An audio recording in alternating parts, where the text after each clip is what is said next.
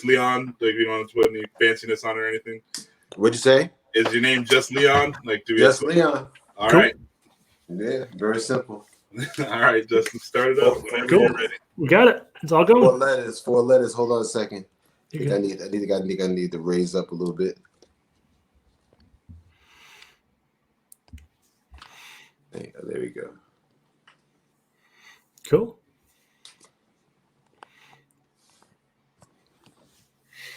All right. Go ahead next. All right. We are set to go with Leon from one of my favorite movies of all time, classic Cool Runnings, but just been working a lot. Like we're looking at your IMDb, we're going through. You see you just steady doing work this whole time. My first question is, how important is it to you to keep working? You know, like I mean, just stay doing something. Because I was surprised. You know, I was like, I know he's in Cool Runnings. I know he's in Above the Rim, you know, like, but you know, like you're in everything. Like you pop up in Oz, you pop up in a bunch of stuff, and like, just how important is it to you to stay working and to stay grinding? Well, you know, an actor acts, a singer sings, you know, writer writes. You know, Right. if I'm not doing those things, you know, I can't really say I'm that person. You know, so you know, I'm a professional actor, so I have to act, you know, on a professional level. So I'm always going to try to stay busy. You know, as time goes on and you're in this business as long as I have, you know, you're going to accumulate a lot of credits and a lot of different storylines. You know, for me, the most important thing is to find those memorable storylines, those storylines that are memorable, that last beyond the movie's time, is beyond your time, even on this earth, you know, something that people remember other than when it came out, you know. And I feel really blessed that I've been able to grace a few storylines like that, and I'm always looking for that next one. So what would you say, speaking of those storylines, what do you have a favorite? Do you have one that's really close to your heart in terms of those storylines that you really think about often, or? No. I mean, whatever one is your favorite is my favorite. You know? Sure. I don't watch my movies. You do, so. That's fair. I love you. I loved you from Cool Runnings. That's my parents are Jamaican, so that's it. That movie hit home in a lot of different ways, and it was just excellent. But if you remember, what was that like? You know, you got to work with John Candy, with Dougie Doug. And you know, it's just like in Jamaica. What was it like on set? And what was it like working for that in that movie? Well, you know, it was great. John Candy was great. He was a very funny, very generous guy, and you know, I was blessed to be able to, you know, have a chance to do a movie with him before he left us. You know, as far as you know, the filming was concerned, we, you know, half of it was in Calgary, Canada, and half was in Jamaica. And so, for me to spend 2 months in my backyard, you know, with, you know, patties and things being delivered on the set, you know, it was just like a dream come true. You know, it was great. So I had my best veteran, you know, Morgie was with me the entire time working on the set. Yeah, it was fantastic. You know, I wish every movie was like that. Yeah, that's awesome. So speaking of kind of the Cool Runnings cast, and I rewatched it in anticipation to chatting with you, and it really felt like you guys liked each other. Like, was that chemistry there on set? Like, it really felt like you guys were friends. Like the four main guys, it seemed like you guys were really close, even it just at 100 feet up. 100 feet up. We were. It was a really great foursome. Yeah. You know, we spent time together off the set. You know, we still have the guys over at my place at least once a week. You know, because I had my chef Morgie with me, so you know, no one hesitated to come over to my place. So it was it was good times. And you know, and the guys, you know, Dougie Doug, I recently did something with, and Malik Yoba, we both live here in New York and mutual friends, so you know, we always see each other. And Raul, who's you know, who's a stand-up comedian now, which is great. And you know, we stay in touch. Yeah, That's awesome. We have to ask for our co-host Jason, who couldn't be here today, but he's a Tupac. He loves Tupac more than anything. So what was it like working with Tupac at Above the Rim? It was interesting. He was. He was really that character, Birdie. In real life. So, it caused some problems on the set as far as production wise, because he got in trouble a couple of times, arrested a couple of times during the process. And but with me, he was 100 because when he first met me, we had the script read through. He was just bowing his head to me because he says, "You're not gonna have a problem with me because you are in the 5 heartbeats." And so, when it comes to the 5 heartbeats, man, it's like there's a certain reverence there amongst people, especially my people of color. They really that movie they hold in high regard. That's awesome. That's awesome. So you mentioned a little bit earlier about an actor acts and a singer sings. Did you do a lot of singing with Little Richard? I have to know. Was it you singing? Did you do mostly all those vocals except when you see me bust into a cappella, like in the car, or something like that, were all Little Richard's remastered vocals. Oh, okay. Yeah, because nobody can sing like Little Richard. I agree. Little Richard can't even sing like Little Richard anymore. Live, So, yeah, those he was hitting some notes, man. I question where his balls were sometimes. Those notes he was hitting. Oh, true. No, I was like, man, if that was you, I was like, I don't know if it was him or not. If that was you, that's crazy. No, but that makes sense. That makes sense too. So, how have you been? Obviously during all this craziness. I mean, like, have you been in production anywhere? Or have you just been kind of laying low, waiting for COVID to pass over? No, of course, I'm waiting for COVID to pass over on a social level. On a professional level, no, I'm working. I have to work. When the pandemic hit, I was working then. So I just got back to it. I'm on a TV series on Showtime called City on a Hill. So we almost finished that right now. We have just a couple more weeks, and then I did a movie for Hallmark, a Christmas movie that Blake Shelton executive produced called Once Upon a Time. No, Once Upon a Time. I forgot. I was thinking about another movie. Time to Come Home for Christmas. And yes, that is me singing in that movie. Okay. So she's still staying busy as far as work's concerned. I mean, that's good. Yeah. No, I'm blessed that I've been able to work. As soon as they started production back up. Yeah, so hopefully that will continue, and I can continue to do what I do. I do miss live music. I do miss performing with my band. Don't know when that's going to come back. I would imagine outdoor concerts will probably come back before indoor concerts. Did you travel a lot with your band, or was it more local than New York? No, we traveled. Yeah, definitely. We actually had a whole tour planned. Oh, nice. For this summer, yeah, to support our record that we had, our latest record that we hadn't had a chance to tour with, and so, but we know what happened. Yeah, we sure do. Yeah, we sure do. So you mentioned City on a Hill. How was it like working with Kevin Bacon? Kevin's great. He actually directed the first episode of the season, so nice. As well. Yeah. Nice. So, he's great. Great actor. Great guy. Yeah. Cool. Do you feel like a certain way, like getting degrees closer to Kevin Bacon, is just because of the game? No, I'm all good. I'm all good. So, real quick question: you've done a lot of different stuff. You've directed. You've written. You've played yourself in different things. What's been your favorite? Is acting has directing kind of been a bug at all for you? You've directed. Yeah, no, definitely directing is something that I'm very much interested in, and have been doing quite a bit of. I haven't directed a feature-length film yet, but I have my eyes on a couple things. Okay.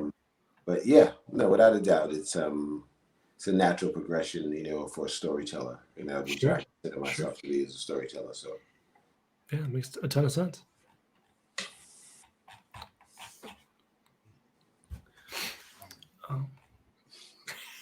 Sorry. You're okay.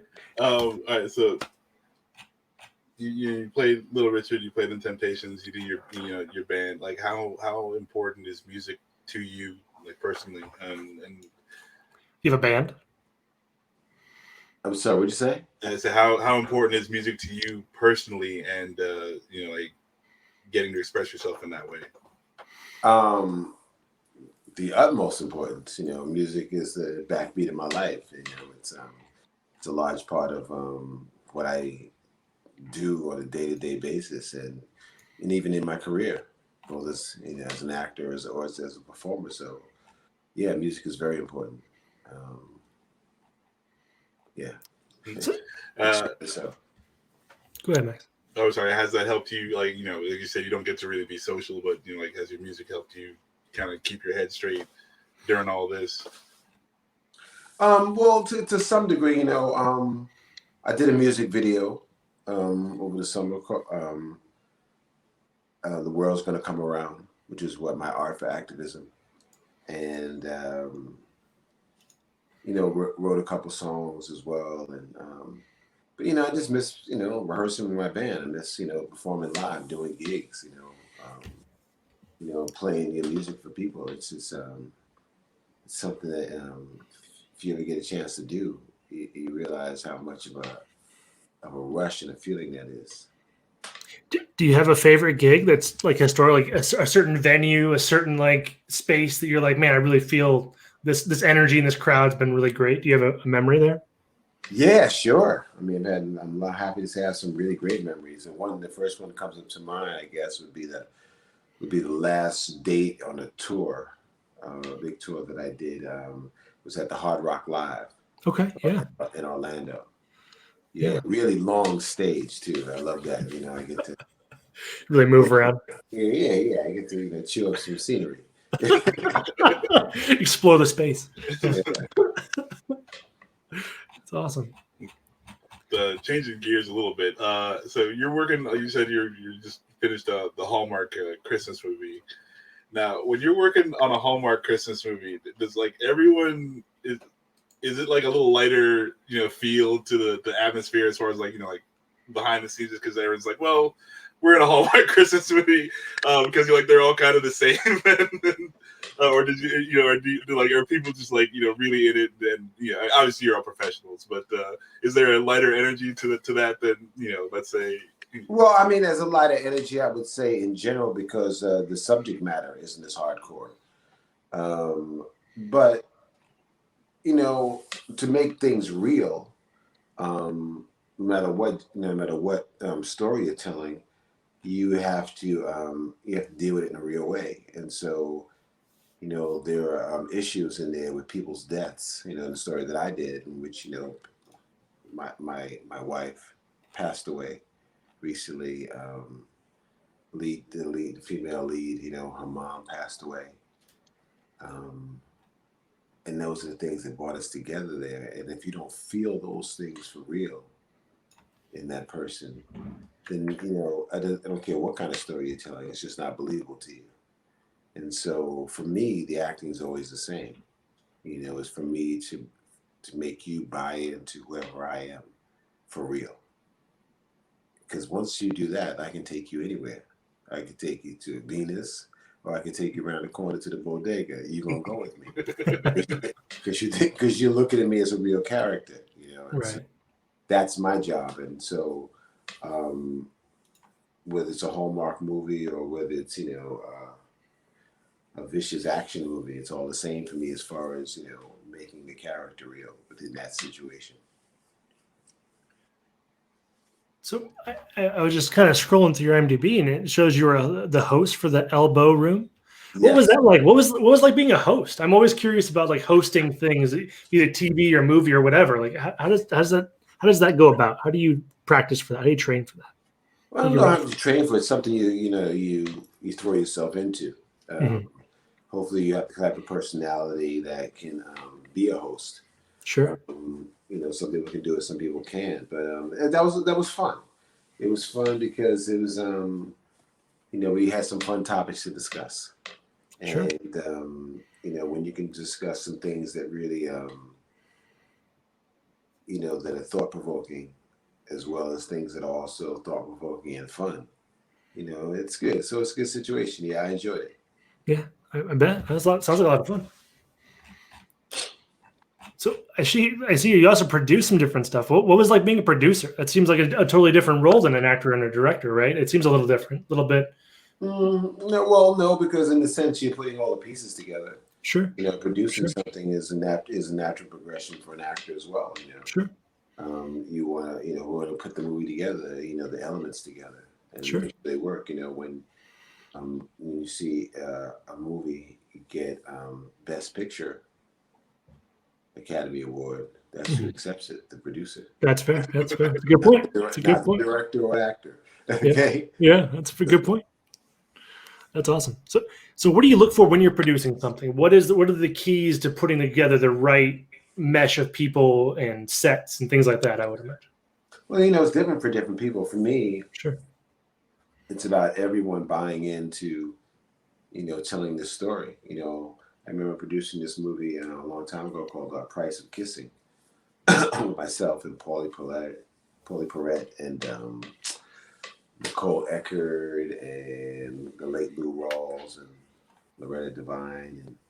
And I remember hiring makeup artists and costume people and giving them the script and sitting down with them and asking what they thought of the movie. And a lot of them like, oh, I didn't read it as I read it, or they read it like it's wow.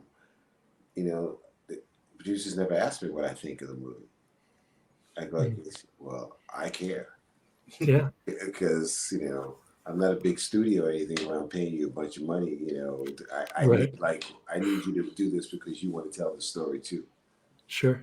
That makes sense. Yeah. They enjoy that because at the end of the day, a lot of people get into the film business, no matter what aspect they're in it. They're lovers of movies. They're lovers of telling stories and what aspect they bring to it. And so I love to involve that aspect of them if they're making a movie with me. That's awesome. Obviously, like making a movie is a bunch of moving parts coming together. When you like, if there's something you're producing, or like if you tell yourself like, I need to direct this, like how do you like read something first and then you're feeling it, so you're like, okay, I want to be a part of this, or you're like, hey, this part came up, I want to be a part of it. How do you judge like what role you want to play, or how hard do you push for a role if that's not necessarily what they're what they called you for?